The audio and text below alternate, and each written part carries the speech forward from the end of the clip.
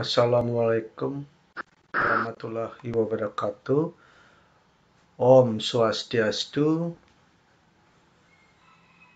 Salam sejahtera bagi kita semua. Semoga kita ada dalam lindungan Tuhan Yang Maha Esa. Anak-anak kelas 12 yang Bapak cintai dan Bapak banggakan, selamat berjumpa kembali dengan pembelajaran daring di kelas 12 semester 1. Kita akan membahas bab 2 tentang perlindungan dan penegakan hukum dalam masyarakat untuk menjamin keadilan dan kedamaian. Seperti biasa, sebelum kita mulai, tentu di dalam pembelajaran ini ada maksud dan tujuannya. Adapun tujuan pembelajaran kali ini, melalui pembelajaran daring, siswa dapat memprediksi praksis kehidupan nyata, perlindungan dan penegakan hukum dalam masyarakat untuk menjamin keadilan dan kedamaian, dan menalar hasil evaluasi praksis kehidupan nyata, perlindungan dan penegakan hukum dalam masyarakat untuk menjamin keadilan dan kedamaian. Nah, kita akan membahas pada pertemuan kali ini subjek yaitu penegakan hukum. Nah, kita akan mulai dengan apa sih pengertian penegakan hukum? Penegakan hukum adalah proses dilakukannya upaya untuk tegaknya atau berfungsinya norma-norma hukum secara nyata sebagai pedoman perilaku dalam kehidupan bermasyarakat, berbangsa, dan bernegara. Penegakan hukum itu dapat dilakukan oleh subjek hukum dalam arti luas, dan dapat pula dilakukan oleh subjek hukum dalam arti yang terbatas atau dalam arti sempit. Nah, dalam arti luas, proses penegakan hukum itu melibatkan semua subjek hukum dalam setiap hubungan hukum. Siapa saja yang menjalankan aturan normatif atau melakukan sesuatu atau tidak melakukan sesuatu dengan mendasarkan diri pada norma aturan hukum yang berlaku, berarti dia menjalankan atau menegakkan aturan hukum seperti saksi, polisi, penasihat hukum, jaksa, hakim, dan petugas sipir pemasyarakatan.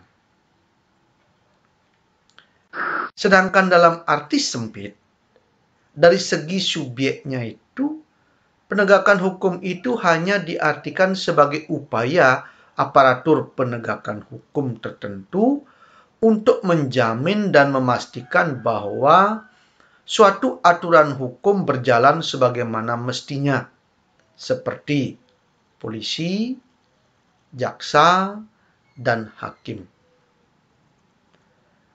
Dalam memastikan tegaknya hukum itu, apabila diperlukan, aparatur penegak hukum itu diperkenankan untuk menggunakan daya paksa. Pengertian penegakan hukum itu dapat pula ditinjau dari sudut objeknya, yaitu dari segi hukumnya. Dalam hal ini, pengertiannya juga mencakup makna yang luas dan sempit. Dalam arti luas, penegakan hukum dalam arti objektif itu mencakup pula nilai-nilai keadilan yang terkandung di dalamnya. Bunyi aturan formal maupun nilai-nilai keadilan yang hidup dalam masyarakat. Dalam arti sempit, penegakan hukum itu hanya menyangkut penegakan peraturan yang formal dan tertulis saja. Kemudian kita akan membahas aparatur penegak hukum.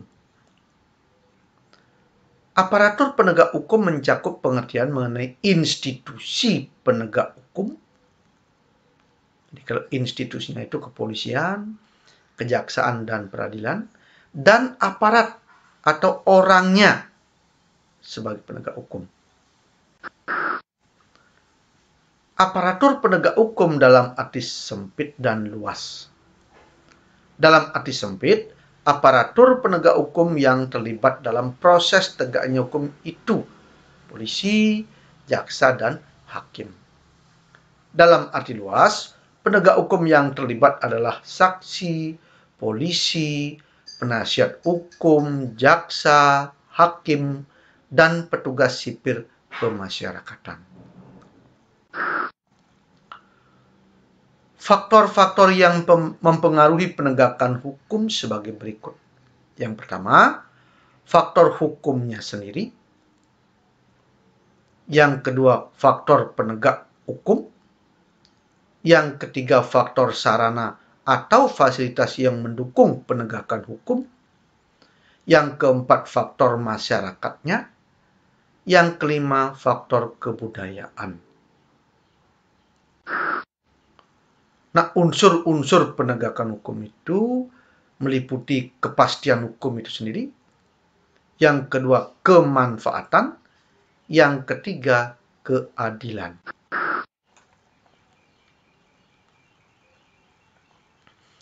Kepastian hukum merupakan perlindungan justisiable terhadap tindakan sewenang-wenang yang berarti bahwa seseorang akan dapat memperoleh sesuatu yang diharapkan dalam keadaan tertentu. Masyarakat mengharap adanya kepastian hukum, masyarakat akan lebih tertib. Kemudian kemanfaatan hukum adalah untuk manusia, maka hukum atau penegak hukum harus memberi manfaat atau kegunaan bagi masyarakat. Jangan sampai timbul keresahan di dalam masyarakat karena pelaksanaan atau penegak hukum.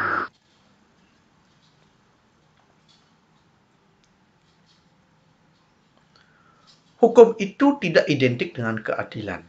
Hukum itu bersifat umum, mengikat setiap orang, bersifat menyamaratakan. Sebaliknya, keadilan bersifat subjektif, individualistis, dan tidak menyamaratakan. Yang keempat, tugas dan kewenangan aparat penegak hukum. Penegakan hukum dilakukan oleh aparat penegak hukum yang bertugas mengawasi dan memaksa agar hukum dilaksanakan, seperti polisi, jaksa, dan hakim. Aparat penegak hukum diberi kewenangan yang diatur oleh hukum melalui peraturan perundang-undangan.